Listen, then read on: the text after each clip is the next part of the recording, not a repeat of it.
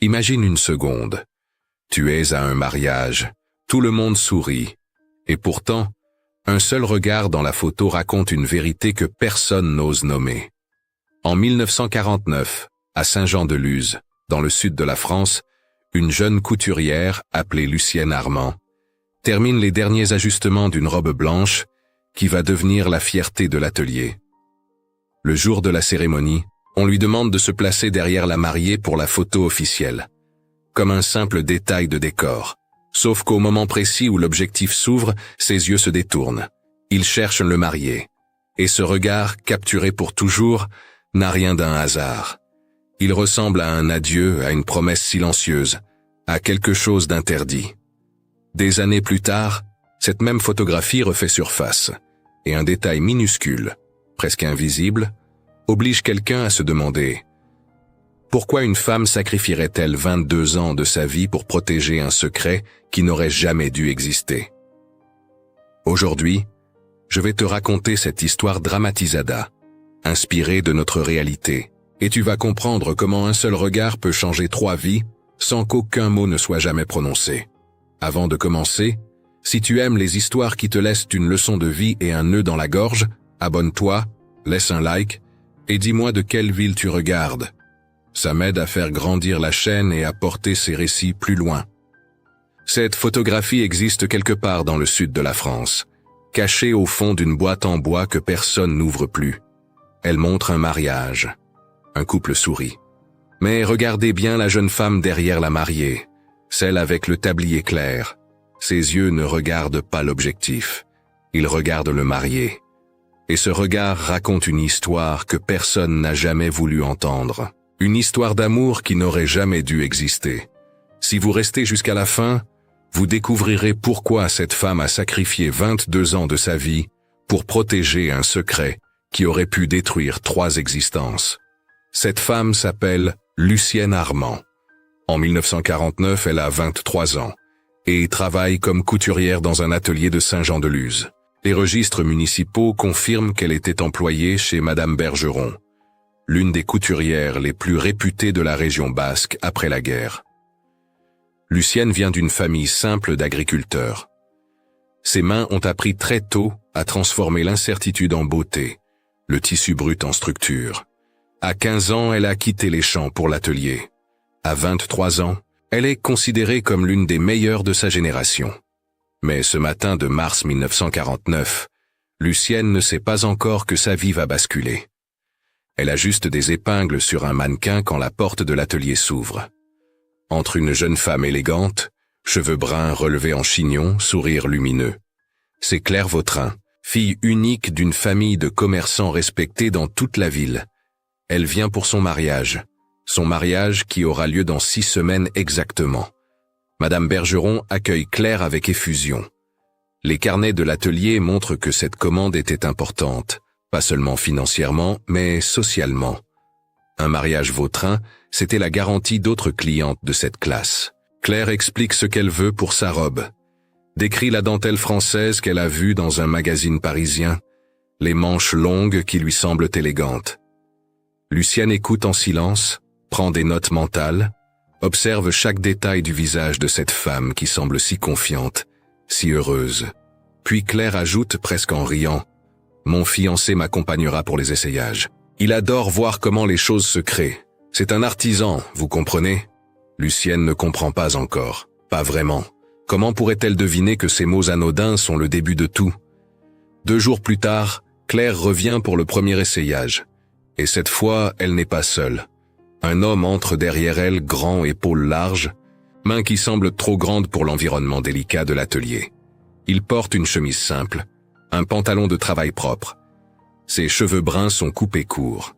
Son regard est calme, presque timide. C'est Marcel Fournier. Madame Bergeron le salue avec politesse. Les archives locales confirment que Marcel, à 26 ans, avait repris l'atelier de menuiserie de son père décédé pendant la guerre. En seulement 3 ans, il s'était fait un nom dans la région grâce à son talent naturel pour le bois. On disait de lui qu'il avait des mains d'artiste et un cœur patient. Lucienne le remarque immédiatement, non pas parce qu'il est beau, bien qu'il le soit d'une manière simple et honnête, mais parce qu'il semble complètement déplacé. Il tient le sac de Claire sans se plaindre. Quand un cintre tombe, il le ramasse avant que personne ne le lui demande. Quand Claire rit trop fort, il sourit doucement, comme s'il voulait protéger le silence de l'atelier. Il y a une gentillesse en lui qui désarme Lucienne, une douceur qui contraste avec le monde rude de la menuiserie, avec les cicatrices visibles sur ses mains, avec la fatigue qu'on devine dans ses épaules. Pendant que Claire essaie la première version de sa robe, Marcel s'assoit sur le banc près de la fenêtre. Il observe. Pas Claire seulement. Le travail. Les mains de Lucienne qui épinglent, ajustent, corrigent. Il regarde comme on regarde quelqu'un qui comprend vraiment son métier. Et c'est ce regard-là, ce regard de respect professionnel, qui plante la première graine. Les semaines suivantes, Claire revient 4 fois, toujours accompagnée de Marcel, toujours avec ce sourire confiant, cette joie évidente d'une femme qui sait exactement où va sa vie. Marcel, lui, reste discret. Il parle peu, mais il regarde beaucoup.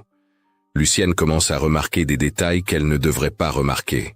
La façon dont Marcel tient une tasse de thé que Madame Bergeron lui offre. La manière dont il écoute vraiment quand quelqu'un parle. Le fait qu'il ne se plaint jamais d'attendre, même quand les essayages durent plus d'1 heure. Elle se dit que c'est normal, que c'est juste de l'admiration professionnelle, que c'est parce qu'il y a si peu d'hommes qui comprennent vraiment l'artisanat féminin. Mais au fond, elle sait. Elle sait déjà. C'est lors du 4e essayage que quelque chose change. Claire est en retard. Une course imprévue chez le fleuriste. Marcel attend seul dans l'atelier. Madame Bergeron est sortie chercher des boutons. Et Lucienne travaille sur le voile. Debout près du mannequin, absorbée par les plis délicats de la tulle. Le silence est presque total. Juste le bruit des ciseaux, le froissement du tissu. Puis Marcel parle. « Votre travail est incroyable. » Lucienne lève les yeux, surprise. Elle n'a pas l'habitude qu'on lui parle directement. Dans son monde, les couturières sont invisibles. On admire la robe, jamais celle qui l'a créée. « Merci, monsieur Fournier », répond-elle simplement. « Appelez-moi Marcel. » Il marque une pause. « Claire a beaucoup de chance d'avoir une couturière comme vous. » Lucienne hoche la tête, se concentre à nouveau sur le voile. Mais Marcel continue, et sa voix est différente maintenant, plus douce, presque hésitante. Et quelqu'un aura beaucoup de chance un jour, quand il vous regardera comme vous regardez votre travail. Les mains de Lucienne s'immobilisent. Son cœur frappe si fort qu'elle a peur qu'il l'entende. Elle ne sait pas quoi dire. Elle ne sait pas si elle doit lever les yeux. Elle ne sait pas si ce qu'elle ressent est évident ou si elle l'imagine. Alors elle fait la seule chose qu'elle peut faire. Elle lève lentement le visage et rencontre son regard. Ce n'est qu'1 seconde, peut-être 2. Pas de geste, pas de confession, pas de toucher, juste une reconnaissance.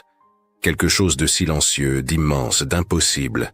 Les lettres retrouvées dans les archives familiales des Armand en 1987 confirment que Lucienne a vécu ce moment comme un tremblement de terre intérieur.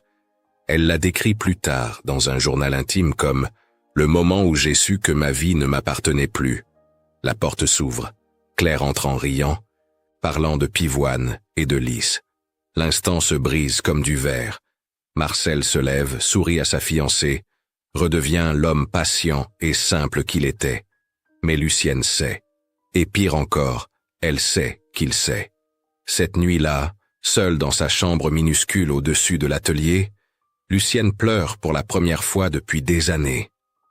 Pas de colère, pas de jalousie, juste une tristesse immense, parce qu'elle vient de comprendre quelque chose de terrible. Elle est en train de tomber amoureuse d'un homme qui ne sera jamais le sien, un homme qui appartient déjà à quelqu'un d'autre, un homme qui, en plus, appartient à quelqu'un de bien, parce que Claire n'est pas méchante, Claire n'est pas cruelle, Claire est juste, heureuse, innocemment, totalement heureuse. Et cela rend tout infiniment plus douloureux. Les 3 semaines suivantes sont un supplice. Lucienne travaille sur la robe avec une précision féroce, comme si chaque point pouvait étouffer ce qu'elle ressent. Elle évite de regarder Marcel quand il entre. Elle parle peu. Elle se concentre. Mais chaque fois que leurs regards se croisent par accident, c'est la même chose. Ce silence chargé.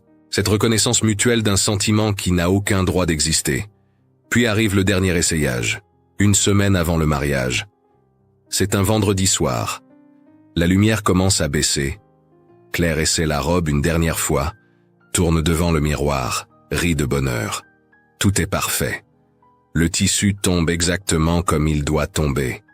La dentelle épouse ses épaules. Le voile crée une aura presque magique. C'est magnifique, dit Marcel, et il le pense vraiment. Claire se tourne vers Lucienne. Merci, merci infiniment. Vous avez créé quelque chose de merveilleux. Lucienne sourit. C'est un sourire professionnel, poli, vide. Parce qu'à l'intérieur, elle se brise. Quand ils partent, Marcel se retourne une dernière fois avant de franchir la porte. Leurs yeux se trouvent. Juste une seconde. Et Lucienne comprend quelque chose de dévastateur. Il ressent la même chose qu'elle. Ce n'est pas de l'imagination. Ce n'est pas un fantasme unilatéral. C'est réel, silencieux, impossible, mais réel. Le jour du mariage arrive comme un orage qu'on ne peut pas éviter. Le 14 mai 1949 est un samedi. Saint-Jean-de-Luz se réveille sous un ciel parfaitement bleu. Les rues sont décorées de rubans blancs. Les cloches de l'église commencent à sonner dès 8 heures du matin. C'est un de ces mariages que tout le monde attend, que tout le monde connaît. Les Vautrins sont une institution locale. Les Fournier, bien que moins fortunés, sont respectés pour leur honnêteté et leur travail. La région basque sort à peine de 4 années d'occupation. Les mariages ont repris avec une intensité particulière, comme si chaque union célébrée était une victoire contre les années sombres. Les journaux locaux de l'époque consacrent des pages entières à ces événements sociaux qui marquent le retour à la normalité. Pour Lucienne, ce jour devrait être une simple journée de travail. Madame Bergeron lui a demandé de venir discrètement à l'église pour s'assurer que la robe ne se froisse pas, que le voile reste en place, que rien ne tourne mal. C'est une responsabilité qu'on confie aux meilleures couturières. Un honneur professionnel. Mais en enfilant sa plus belle robe ce matin-là, une robe grise toute simple qu'elle a cousue elle-même, Lucienne sait que ce n'est pas de l'honneur qu'elle ressent. C'est de la terreur. Elle arrive à l'église 1 heure avant la cérémonie. Les femmes de la famille Vautrin s'affairent autour de Claire dans une petite pièce adjacente. Claire est radieuse, nerveuse, parlant trop vite comme quelqu'un qui a peur que tout disparaisse si elle arrête de bouger. Elle rit quand sa mère ajuste son voile. Elle pleure un peu quand sa grand-mère lui offre le collier de famille. Lucienne reste en retrait, vérifie chaque pli de la robe, chaque couture, chaque détail. Elle travaille avec une concentration presque douloureuse. Ne pas penser, ne pas sentir, juste faire son travail. À 10 heures, la musique commence. Les invités entrent dans l'église. Lucienne aperçoit Marcel pour la première fois ce jour-là. Il porte un costume sombre parfaitement ajusté. Ses cheveux sont soigneusement peignés. Il se tient droit près de l'autel, mains jointes, regard fixé vers l'entrée, où Claire va apparaître dans quelques minutes. Il a l'air d'un homme heureux, d'un homme qui va épouser la femme qu'il aime. Et peut-être que c'est vrai. Peut-être qu'il aime vraiment Claire. Peut-être que ce moment qu'ils ont partagé dans l'atelier n'était rien d'autre qu'un éclair de connexion. Quelque chose de beau mais sans conséquence. Lucienne veut le croire. Elle a besoin de le croire. La cérémonie commence. Claire avance dans l'allée au bras de son père. Elle est magnifique. La robe capture parfaitement la lumière qui filtre à travers les vitraux. Chaque personne présente retient son souffle. C'est un de ces moments où tout semble suspendu. Parfait. Destiné. Lucienne observe depuis un banc au fond de l'église. Elle ne peut pas partir maintenant. Madame Bergeron lui a dit de rester jusqu'à la fin, au cas où il y aurait un problème de dernière minute avec la robe. Alors elle reste. Elle regarde. Elle souffre en silence. Le prêtre parle d'amour, de fidélité, de sacrifice. Les mots résonnent dans l'église comme des coups de marteau. Marcel et Claire échangent leurs vœux. Leurs voix sont claires, assurées. Quand ils s'embrassent, l'assemblée applaudit. Et Lucienne applaudit aussi. Parce que c'est ce qu'on fait. Parce que personne ne doit savoir. Après la cérémonie, tout le monde sort dans le patio latéral de l'église pour les photographies officielles. Le photographe, un homme âgé qui travaille dans la région depuis 30 ans selon les registres professionnels locaux, installe son équipement. Il positionne d'abord le couple seul, puis avec les familles, puis avec les témoins. C'est Madame Bergeron qui appelle Lucienne. « Viens, ma petite. Tu as travaillé si dur sur cette robe. Tu dois être sur la photo. » Lucienne veut refuser. Elle cherche une excuse. Mais Claire insiste, souriante, généreuse comme toujours. « Oui, s'il vous plaît, vous faites partie de ce jour. » Comment dire non? Comment expliquer que c'est la dernière chose qu'elle veut? Que chaque seconde près d'eux est une torture? Alors Lucienne obéit. Elle se place discrètement derrière Claire, légèrement sur le côté. Elle porte son tablier de travail par-dessus sa robe grise. Elle se tient raide, les mains croisées devant elle, essayant de disparaître. Le photographe ajuste son appareil. « Tout le monde sourit, ne bougez plus !» Claire sourit naturellement, Marcel aussi. Lucienne essaie, mais son sourire ne tient pas. Elle fixe l'objectif avec une expression neutre, presque froide. Et puis, juste avant que le photographe appuie sur le déclencheur, quelque chose se passe. Marcel bouge légèrement. Juste un léger déplacement du poids de son corps. Comme s'il cherchait quelque chose du coin de l'œil. Quelqu'un. Et leurs regards se croisent. Lucienne ne peut pas détourner les yeux. Pendant 2 secondes, peut-être 3, le monde se réduit à ce regard. Il n'y a plus de Claire, plus d'église, plus de foule, juste eux deux. Et tout ce qui ne sera jamais dit. Le flash explose. L'instant est capturé. Le photographe dit « Parfait », une autre pour être sûre. Mais cette fois, Lucienne regarde l'objectif. Marcel aussi. Le moment est passé. Enfermé dans l'émulsion photosensible, invisible pour tous, sauf pour eux. La réception a lieu dans la grande salle des fêtes de la ville. Table décorée, musique traditionnelle basque, rire et toast. Lucienne part avant que le repas ne commence. Personne ne remarque son départ. Elle n'est qu'une couturière, après tout. Son rôle est terminé. Elle rentre chez elle, monte les escaliers étroits jusqu'à sa petite chambre, retire son tablier, s'assoit sur le bord du lit. Et là, seule, elle pleure. Pas de sanglots violents, juste des larmes silencieuses qui coulent sans pouvoir s'arrêter. Elle pleure parce qu'elle sait maintenant avec certitude ce qu'elle ressentait était réel. Et qu'il le ressentait aussi. Et que cela ne changera jamais rien. Cette nuit-là, Lucienne prend une décision. Elle va quitter Saint-Jean-de-Luz. Ce n'est pas de la lâcheté, c'est de la survie. Si elle reste, elle croisera Marcel dans la rue. Elle le verra vieillir aux côtés de Claire. Elle assistera à l'annonce de leurs enfants, à leurs anniversaires de mariage, à leur bonheur tranquille. Et cela la détruira. Pire encore, elle risque de commettre l'irréparable. Un regard de trop. Un mot de trop. Une faiblesse qui pourrait tout briser. Non, elle ne peut pas faire ça à Claire. Claire qui ne lui a jamais fait de mal. Claire qui l'a traitée avec respect et gentillesse. Le lundi suivant, Lucienne demande à Madame Bergeron si elle connaît des ateliers qui cherchent des couturières qualifiées ailleurs. N'importe où. Loin. Madame Bergeron est surprise, presque blessée. « Tu veux partir? Pourquoi? Tu es la meilleure que j'ai jamais eue. » Lucienne invente une histoire vague sur une opportunité à Bordeaux, sur le désir de voir d'autres horizons, d'apprendre de nouvelles techniques. Madame Bergeron finit par comprendre, ou du moins par accepter. Elle écrit une lettre de recommandation élogieuse pour un atelier réputé à Bordeaux, tenu par une ancienne collègue. Lucienne reçoit une réponse positive 3 semaines plus tard. Elle peut commencer en août. Durant ces dernières semaines à Saint-Jean-de-Luz, Lucienne évite soigneusement les endroits où elle pourrait croiser Marcel ou Claire. Elle reste enfermée dans l'atelier, travaille tard, rentre tôt. Elle dit au revoir à quelques collègues, mais sans vraiment expliquer pourquoi elle part. La veille de son départ, elle marche une dernière fois dans les rues de la ville. C'est un soir d'été, chaud et calme. Elle passe devant l'atelier de menuiserie de Marcel. Les lumières sont éteintes. La porte est fermée. Elle s'arrête un instant, juste un instant. Puis elle continue à marcher. Le lendemain matin, 3 août 1949, Lucienne Armand quitte Saint-Jean-de-Luz en train. Elle emporte une petite valise, son tablier de couturière soigneusement plié, et un cœur qui ne guérira peut-être jamais complètement. Elle ne laisse pas de mots. Elle ne dit pas au revoir à Marcel. Ce serait trop cruel, trop dangereux, trop révélateur. Elle part simplement. comme on referme un livre qu'on ne peut pas finir.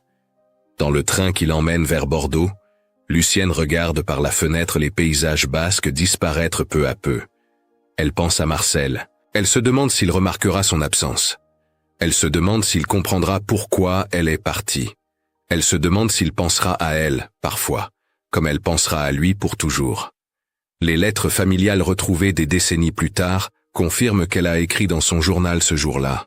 « Je pars pour protéger 3 vies, la sienne, celle de Claire et la mienne. Si c'est de l'amour, alors l'amour est parfois un départ. » À Bordeaux, la vie recommence. Lentement, douloureusement, mais elle recommence. Bordeaux en 1949 est une ville qui se reconstruit. Les cicatrices de la guerre sont encore visibles sur certaines façades, mais la vie reprend avec une énergie particulière. Les ateliers de couture se multiplient. Les femmes veulent de nouveau porter de belles robes. Les mariages, les baptêmes, les fêtes reviennent rythmer les saisons. L'atelier où Lucienne commence à travailler s'appelle Maison de la Croix. Il est situé rue Sainte-Catherine, au 2e étage d'un immeuble ancien. Madame Delacroix est une femme de 60 ans, cheveux blancs tirés en chignon serré, regard perçant mais juste. Elle a lu la lettre de recommandation de Madame Bergeron et a accepté d'engager Lucienne sans même la rencontrer. Le premier jour, elle dit simplement « Montrez-moi ce que vous savez faire ». Lucienne prend un morceau de soie ivoire, des épingles, du fil. En 2 heures, elle crée un corsage d'une précision parfaite. Madame Delacroix observe en silence, puis hoche la tête. « Vous êtes meilleur que ce que la lettre prétendait. Vous restez. C'est tout. Pas de questions sur son passé. Pas de curiosité sur les raisons de son départ. Juste du travail, du respect professionnel et une chambre minuscule au 3e étage que Lucienne peut louer pour presque rien. » Les premières semaines sont étranges. Lucienne travaille avec une intensité presque féroce. Elle arrive avant tout le monde, part après tout le monde. Elle accepte tous les projets, même les plus difficiles, les plus fastidieux. Le travail devient une drogue qui l'empêche de penser. La nuit, c'est différent. La nuit, seule dans sa chambre sous les toits, elle pense à Marcel. Elle se demande ce qu'il fait à cet instant précis. S'ils dînent avec Claire, s'ils rient ensemble, s'ils sont heureux. Elle se demande s'il pense à elle, si ce moment dans l'atelier le hante comme il la hante, si ce regard échangé pendant la photo le réveille parfois au milieu de la nuit. Mais elle ne cherche pas à savoir. Elle ne demande jamais de nouvelles de Saint-Jean-de-Luz. Elle ne lit pas les journaux locaux. Elle construit une muraille entre son présent et son passé. En octobre 1949, un homme commence à venir régulièrement à l'atelier. Il s'appelle Henri Marchand. C'est un instituteur, 32 ans, visage doux, sourire timide. Il commande une robe pour sa sœur qui se marie en décembre. Il revient pour des ajustements, puis pour demander conseil sur un autre projet, puis simplement pour parler. Lucienne comprend qu'il est intéressé. Elle le voit dans la façon dont il trouve toujours une excuse pour prolonger la conversation, dont il lui apporte parfois des pâtisseries, dont il rougit quand leurs mains se frôlent accidentellement. Un soir de novembre, alors qu'elle ferme l'atelier, Henri l'attend dehors sous la pluie. « Mademoiselle Armand, puis-je vous inviter à dîner ?» Lucienne hésite. Elle devrait accepter. Henri est gentil, stable, respectueux. Il serait un bon mari. Il pourrait lui donner une vie normale, une famille, un avenir sans douleur. Mais quand elle le regarde, tout ce qu'elle voit, c'est tout ce qu'il n'est pas. Il n'a pas les mains de Marcel. Il n'a pas son silence patient. Il n'a pas ce regard qui semblait voir directement dans son âme. « Je suis désolée, » dit-elle doucement. « Je ne peux pas. » Henri hoche la tête, déçu mais pas surpris. « Il y a quelqu'un d'autre ?» Lucienne veut dire non. Elle veut mentir. Mais quelque chose en elle refuse. Il y avait quelqu'un. Mais il appartient à quelqu'un d'autre. Et il l'appartiendra toujours. Henri part sans un mot. Et Lucienne remonte dans sa chambre en se demandant si elle vient de faire la bonne ou la pire décision de sa vie. Les mois passent. L'hiver arrive, puis le printemps 1950. Lucienne devient rapidement indispensable à la Maison de la Croix. Les clientes la demandent spécifiquement. On dit d'elle qu'elle a le don de comprendre exactement ce qu'une femme veut, même quand elle ne sait pas elle-même l'exprimer.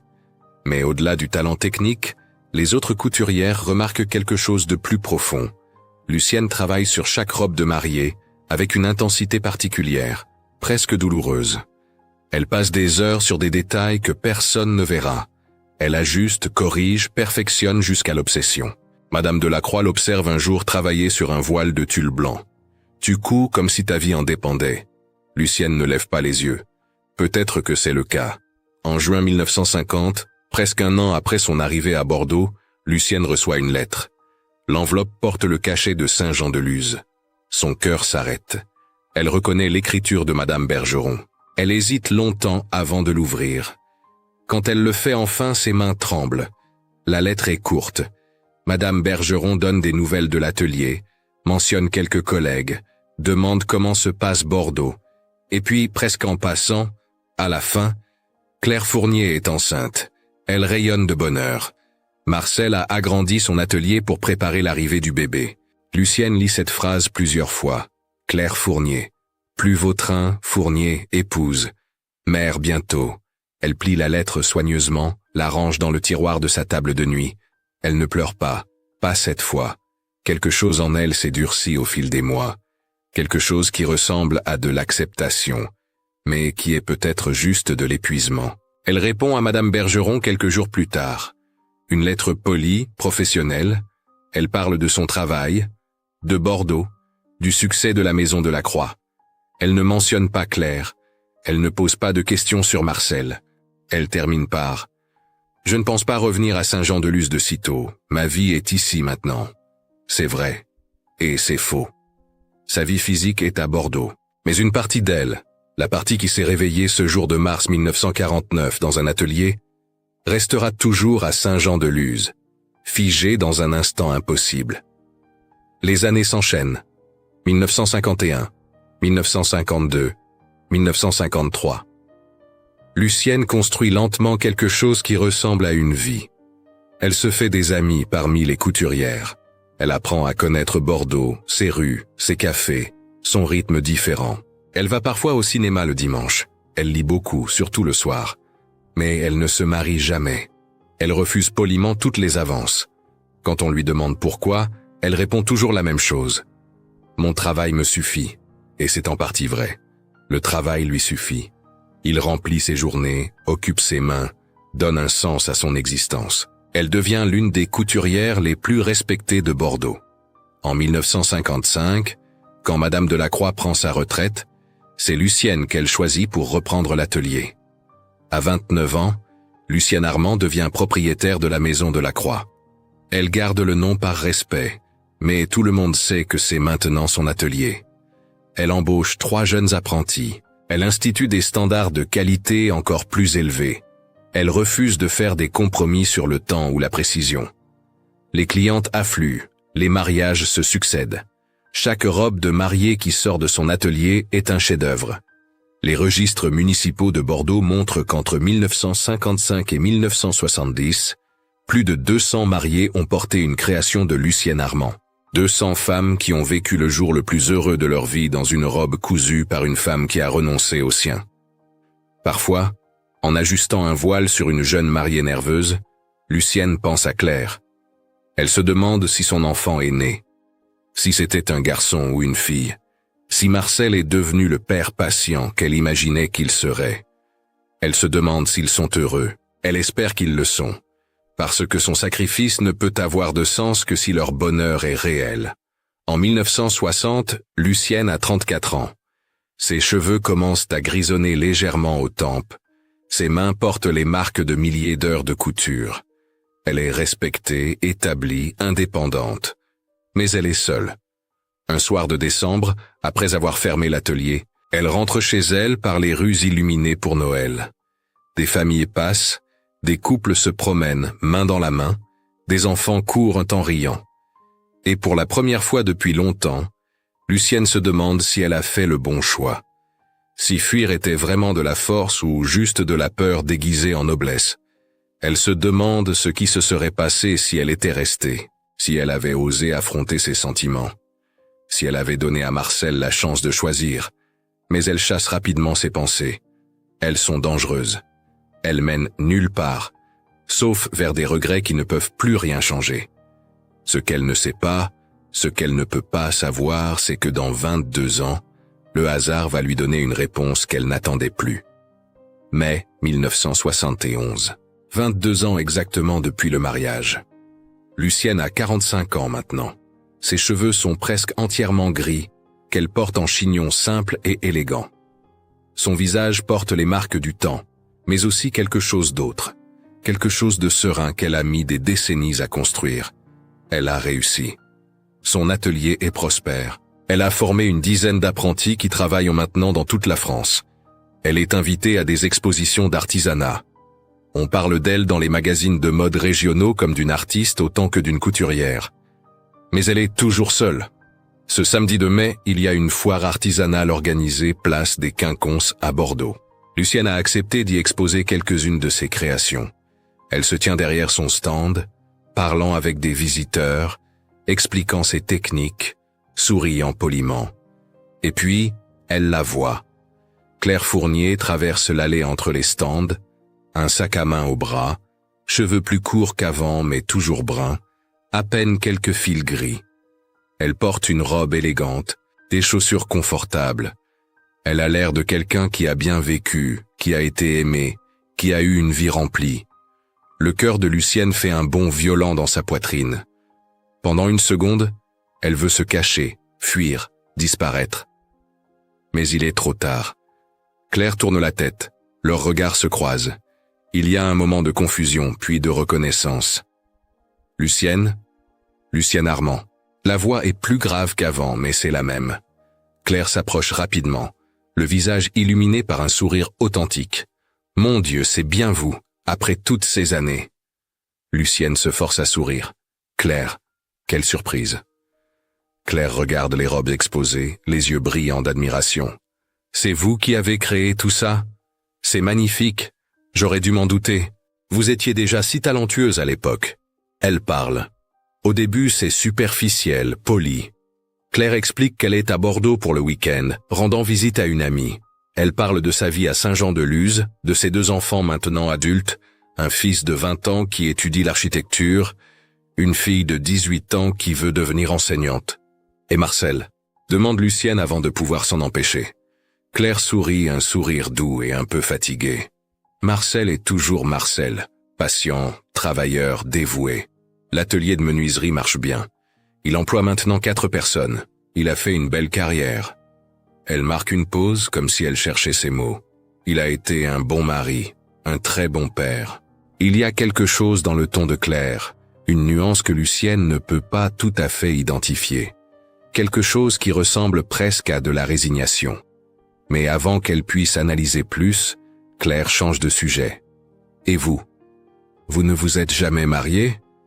Lucienne secoue la tête. « Non, mon travail a toujours été suffisant. » Claire la regarde avec une expression étrange, presque triste. « C'est dommage. Vous auriez fait une merveilleuse épouse pour quelqu'un. » Les mots sont gentils, mais ils transpercent Lucienne comme des lames. Elle continue à parler. Claire raconte des anecdotes sur ses enfants, sur la vie à Saint-Jean-de-Luz qui a beaucoup changé, sur les amis communs de l'époque. Elle mentionne que Madame Bergeron est décédée en 1967, que l'ancien atelier a fermé, remplacé par un magasin de chaussures. « Vous savez, » dit soudain Claire, « il y a quelque chose que j'ai toujours voulu vous demander, si jamais nous nous revoyions. » Le cœur de Lucienne s'arrête. « Oui? Pourquoi êtes-vous partie si soudainement? Madame Bergeron ne comprenait pas, moi non plus. Vous étiez si douée, si appréciée, et puis un jour, vous n'étiez plus là. » Lucienne cherche ses mots. Comment expliquer sans tout révéler? J'avais besoin de changement, de voir autre chose, d'apprendre différemment. Claire hoche la tête, mais son regard suggère qu'elle n'est pas totalement convaincue. Vous êtes partie juste après mon mariage. J'ai toujours eu l'impression que c'était lié d'une façon ou d'une autre. Lucienne sent la panique monter. Non, pas du tout, c'était juste une coïncidence. Vraiment? Claire la regarde intensément maintenant. Parce qu'il y a cette photo, vous savez, celle du mariage, où vous êtes derrière moi. Lucienne ne respire plus. Claire continue, et maintenant elle rit presque. Les membres de la famille n'arrêtent pas d'en parler. Ils disent que vous regardiez Marcel avec une intensité étrange. Certains ont même fait des blagues à ce sujet pendant des années. Le monde de Lucienne vacille. Après 22 ans de silence, de secrets soigneusement gardés, tout est sur le point de s'effondrer. Mais alors Claire ajoute, et son ton est léger, presque amusé. Mais moi, je sais que ce n'était rien. Vous étiez probablement juste concentré sur la robe, non? Vous étiez toujours si perfectionniste. Je me souviens comment vous passiez des heures sur chaque détail. C'est la sortie que Claire lui offre. Une explication innocente. Une façon de ne jamais savoir. Lucienne pourrait dire la vérité maintenant. Après tant d'années, qu'est-ce que ça changerait? Les enfants sont grands. Marcel et Claire ont construit leur vie. Peut-être que Claire comprendrait. Peut-être qu'elle pardonnerait. Mais en regardant le visage de Claire, son sourire innocent, sa confiance tranquille, Lucienne comprend quelque chose de fondamental. Claire n'a jamais souffert de ce qui s'est passé dans cet atelier il y a 22 ans. Elle n'a jamais été déchirée par le doute, rongée par la jalousie, hantée par des questions sans réponse. Elle a été heureuse, complètement, innocemment heureuse. Et révéler la vérité maintenant ne changerait rien pour Lucienne, mais détruirait quelque chose pour Claire. Cela lui enlèverait la pureté de ses souvenirs, la certitude de son mariage, la paix de ses 22 années avec Marcel. Alors Lucienne fait ce qu'elle a toujours fait. Elle protège le bonheur des autres, même au prix du sien. Elle sourit, un sourire doux et sincère. Oui, c'était exactement ça. J'étais obsédé par la robe. Je voulais qu'elle soit parfaite pour vous. Claire rit, soulagée. Je le savais. Je leur ai toujours dit qu'ils se faisaient des idées. Elles parlent encore quelques minutes. Claire note l'adresse de l'atelier de Lucienne, promet de revenir si elle est à nouveau à Bordeaux. Elle dit que sa fille va peut-être se marier dans 2 ou 3 ans, qu'elle aimerait que Lucienne crée sa robe. Ce serait un honneur, dit Lucienne, et elle le pense vraiment. Avant de partir, Claire fait quelque chose d'inattendu. Elle prend les mains de Lucienne dans les siennes. « Merci », dit-elle doucement. « Merci pour cette magnifique robe. Merci d'avoir fait partie d'un des plus beaux jours de ma vie. Je n'ai jamais oublié votre travail. » Lucienne sent les larmes monter, mais elle les retient. C'était un privilège. Claire s'éloigne dans la foule. Lucienne la regarde partir, cette femme qui représente tout ce qu'elle ne sera jamais, tout ce qu'elle a choisi de ne pas détruire. Et dans ce moment, quelque chose de remarquable se produit. La douleur qui a habité Lucienne pendant 22 ans, cette douleur sourde et constante, commence à se transformer. Pas à disparaître, mais à changer de nature. Elle comprend soudain que son sacrifice n'a pas été vain. Qu'en partant, en se taisant, en gardant son secret, elle a protégé quelque chose de précieux. L'innocence de Claire, la stabilité d'une famille, la paix d'un mariage qui, bien qu'imparfait peut-être, a été solide. Elle comprend aussi quelque chose d'autre, quelque chose de plus profond. Marcel et Claire ont vécu leur vie. Ils ont élevé leurs enfants. Ils ont vieilli ensemble. Et elle, Lucienne, elle a construit quelque chose de différent mais pas moins valable. Une carrière remarquable, une réputation d'excellence, un impact sur des centaines de femmes dont elle a embelli les plus beaux jours. Elle n'a pas eu l'amour de Marcel, mais elle a eu quelque chose d'autre, la dignité de son choix, la force de son silence, l'honneur d'avoir fait ce qui était juste même quand c'était déchirant. Ce soir-là, Lucienne rentre chez elle avec un sentiment qu'elle n'a pas ressenti depuis 1949. Pas du bonheur exactement, mais quelque chose qui y ressemble, de la paix, peut-être même un début de guérison. Une semaine après sa rencontre avec Claire, Lucienne fait quelque chose qu'elle n'a jamais fait en 22 ans. Elle retourne dans le tiroir de sa commode et en sort une enveloppe jaunie qu'elle n'a jamais ouverte complètement. C'est la photographie. Celle du mariage, celle qu'un ami de Madame Bergeron lui avait envoyée en 1950, pensant bien faire, pensant qu'elle aimerait avoir un souvenir de son plus beau travail. Lucienne l'avait rangée immédiatement, sans vraiment la regarder. Elle savait ce qu'elle y verrait. Elle savait que ce serait trop douloureux. Mais maintenant, avec la distance du temps, avec la paix nouvelle qu'elle a trouvée après avoir revu Claire, elle se sent prête. Elle ouvre l'enveloppe, sort la photographie. Et pour la première fois en 22 ans, elles se regardent vraiment. Claire et radieuse au centre, tout comme elle s'en souvenait. Marcel a cet air calme et heureux qu'elle avait tant aimé, mais c'est son propre visage qui la surprend. Elle s'attendait à voir de la douleur, de la jalousie, du désespoir. Mais ce qu'elle voit, c'est autre chose. C'est de l'intensité, oui, mais aussi de la dignité, une force tranquille, le regard d'une femme qui sait exactement ce qu'elle ressent et qui a déjà décidé ce qu'elle va en faire. C'est le regard d'une femme qui aime assez pour partir. Lucienne pose la photo sur sa table et la regarde longtemps. Elle comprend maintenant pourquoi les membres de la famille Fournier en parlaient. Ce n'était pas du tout évident, mais c'était là. Un instant de vérité capturé par hasard, visible seulement pour ceux qui savent regarder. Cette photo est la preuve que son amour a existé, qu'il était réel, même s'il n'a jamais été vécu, qu'elle n'a pas imaginé ce moment dans l'atelier, ces secondes suspendues où leurs âmes se sont touchées.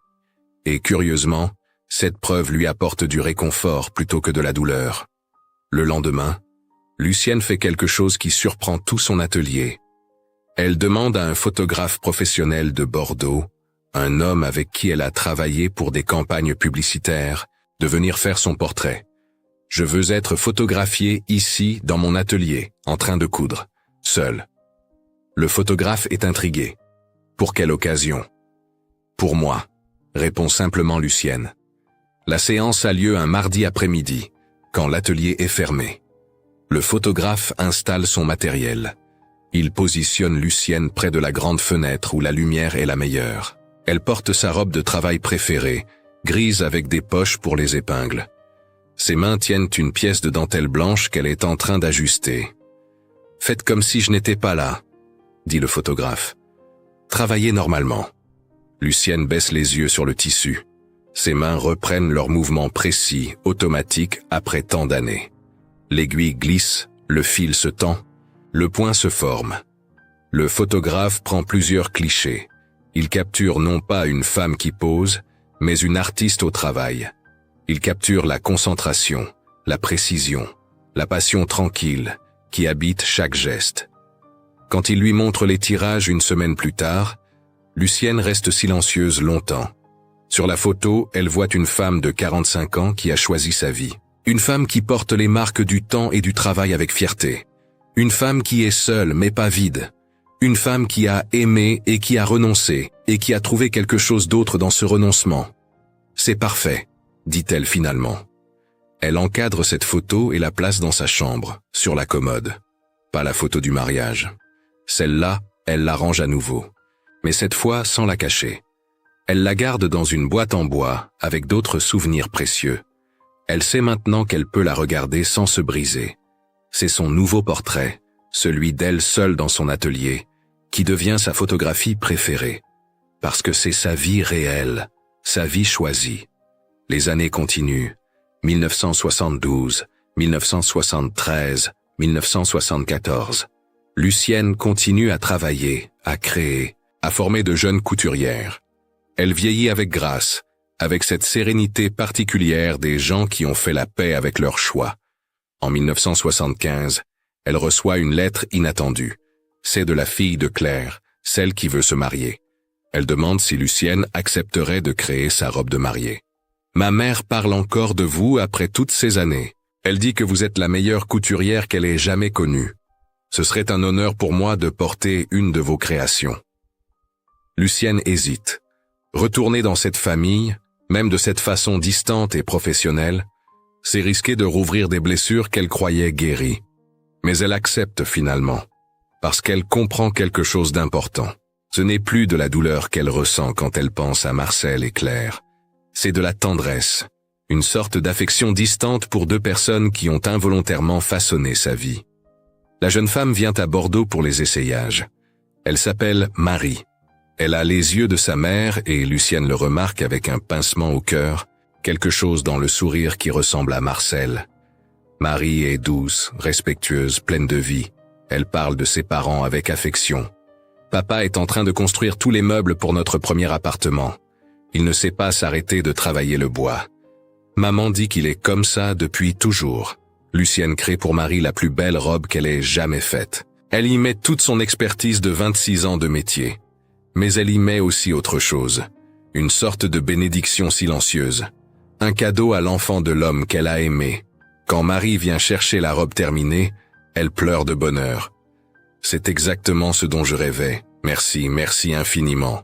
Lucienne ne va pas au mariage. Marie l'invite, mais elle décline poliment. J'ai une autre commande ce jour-là, ment-elle. La vérité, c'est qu'elle ne veut pas revoir Marcel. Pas après toutes ces années. Pas maintenant qu'elle a enfin trouvé la paix. Certaines portes doivent rester fermées pour que la guérison reste intacte. Mais Marie lui envoie une photo de son mariage. Sur le cliché, on voit la jeune mariée radieuse, et derrière elle, Marcel et Claire, vieillissants mais toujours ensemble, souriant fièrement à leur fille. Lucienne regarde longtemps cette photo. Elle pense à tout le chemin parcouru depuis ce jour de mai 1949. Elle pense à la jeune femme de 23 ans qu'elle était, terrifiée par ses propres sentiments, convaincue que son monde allait s'effondrer. Elle pense à tout ce qu'elle a construit avec ses mains et sa volonté. Les centaines de robes, les dizaines de jeunes femmes formées, la réputation d'excellence, la vie indépendante et digne. Elle pense que si on lui donnait la possibilité de revenir en arrière, de changer ce qui s'est passé, elle ne sait pas si elle le ferait. Parce que oui, elle a perdu quelque chose. Elle a perdu la possibilité d'un amour partagé, d'une famille, d'une vie conventionnelle. Mais elle a gagné autre chose. Elle a gagné le respect de soi. La certitude d'avoir agi avec honneur. La force qui vient du sacrifice choisi plutôt que subi. Elle a gagné une carrière extraordinaire. Une indépendance rare pour une femme de son époque. Le privilège d'avoir façonné la vie de centaines d'autres femmes. Et elle a gagné quelque chose d'encore plus précieux. La preuve qu'un amour n'a pas besoin d'être consommé pour être réel. Qu'il peut exister dans le silence et le renoncement. Qu'il peut transformer sans détruire. En 1980, à 54 ans, Lucienne prend sa retraite. Elle ferme l'atelier, forme sa meilleure apprentie pour reprendre les clients restants. Elle s'installe dans un petit appartement près des quais de Bordeaux. Elle continue à coudre, mais pour elle maintenant. Des projets personnels, des expérimentations, des créations libres de toute contrainte commerciale. Elle lit beaucoup. Elle marche le long de la Garonne. Elle cultive un petit jardin sur son balcon. Elle reçoit parfois la visite d'anciennes apprenties qui viennent chercher conseil. Elle correspond avec des couturières de toute la France qui la considèrent comme une référence. Elle est seule. Mais elle n'est pas solitaire. Il y a une différence. Un soir de 1985, alors qu'elle range ses affaires, Lucienne tombe sur la boîte en bois qui contient la photo du mariage. Elle l'ouvre. Regarde une dernière fois ce moment capturé il y a 36 ans. Elle sourit. Un sourire triste mais apaisé. Puis elle range la photo avec soin. La place dans une enveloppe sur laquelle elle écrit quelques mots.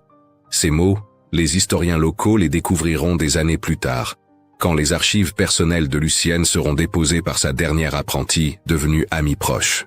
Sur l'enveloppe, elle a écrit « À celle qui regardera cette photo dans le futur, sachez que certains amours existent pour nous transformer, pas pour être vécus.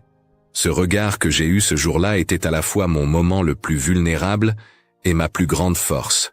J'ai aimé, j'ai renoncé, j'ai vécu, et cela a suffi. » Lucienne Armand meurt paisiblement en 1996, à l'âge de 70 ans, entourée de quelques amis proches. Elle laisse derrière elle un héritage remarquable, des centaines de robes qui ont habillé les plus beaux jours de femmes qu'elle ne connaissait pas, une génération de couturières qu'elle a formées, et une leçon silencieuse sur la force qu'il faut pour aimer sans posséder. La photographie du mariage, celle où son regard trahit un instant ce qu'elle ne pouvait pas dire, est aujourd'hui conservée précieusement par l'arrière-petite-fille de Marie, qui l'a découverte dans les affaires de sa grand-mère. Cette jeune femme ne connaît pas toute l'histoire. Elle ne sait pas ce que ce regard signifiait vraiment. Elle voit juste une belle photo de mariage de 1949, avec une couturière qui semble regarder avec intensité quelque chose hors du cadre. Mais parfois, quand elle regarde cette photo, elle ressent quelque chose. Une tristesse délicate, une beauté mélancolique, l'écho d'une histoire qu'elle ne connaîtra jamais complètement. Et peut-être que c'est exactement comme ça que ça devrait être, Parce que certaines histoires n'ont pas besoin d'être racontées pour être vraies. Certains amours n'ont pas besoin d'être vécus pour être réels. Et certains regards, capturés par hasard un jour de mai 1949, peuvent contenir plus de vérité que 1000 mots ne pourront jamais exprimer. La vie de Lucienne Armand nous enseigne quelque chose d'essentiel, que le sacrifice n'est pas toujours de la faiblesse, que le renoncement peut être une forme de courage, que l'amour véritable se mesure parfois à ce qu'on choisit de ne pas faire, plutôt qu'à ce qu'on fait. Elle nous enseigne qu'il y a de la dignité à protéger le bonheur des autres, même au prix du sien. Elle nous enseigne qu'une vie peut être pleine et riche, même sans l'amour qu'on désirait le plus. Elle nous enseigne que nos choix les plus difficiles peuvent devenir, avec le temps, nos plus grandes fiertés. Et surtout, elle nous enseigne que dans ce regard échangé pendant une fraction de seconde, capturé pour l'éternité sur une photographie en noir et blanc, il y avait quelque chose de plus profond que le regret. Il y avait de l'amour. Vrai, pur, impossible. Il y avait de la reconnaissance mutuelle de deux âmes qui se sont touchées sans jamais se tenir. Il y avait la preuve qu'on peut aimer quelqu'un toute sa vie, sans jamais lui appartenir. Et que parfois, c'est exactement ce que l'amour le plus noble ressemble. Cette histoire est une reconstitution fictionnelle, inspirée de réalités humaines que l'on a longtemps préféré taire. L'amour silencieux, le renoncement et les choix qui façonnent toute une vie. Elle nous rappelle que certaines décisions, même douloureuses, peuvent protéger plus qu'elles ne détruisent, et que la dignité consiste parfois à se taire pour préserver le bonheur des autres. Pensez-vous que le silence peut être une forme de courage? Jusqu'où iriez-vous pour ne pas briser la vie de quelqu'un que vous respectez? Et avec le recul, croyez-vous que le renoncement peut devenir une paix plutôt qu'un regret? Si vous êtes resté jusqu'ici, écrivez le mot dignité en commentaire pour me le dire. Dites-moi aussi de quelle ville vous regardez cette histoire. Et si vous le souhaitez, partagez un souvenir ancien de votre famille ou de vos ancêtres. Parfois, ces récits oubliés inspirent les prochaines histoires de la chaîne. Merci d'être ici. Si cette histoire vous a touché, abonnez-vous, laissez un like, activez la cloche, partagez ou commentez, et cliquez sur la carte finale pour découvrir les prochains récits.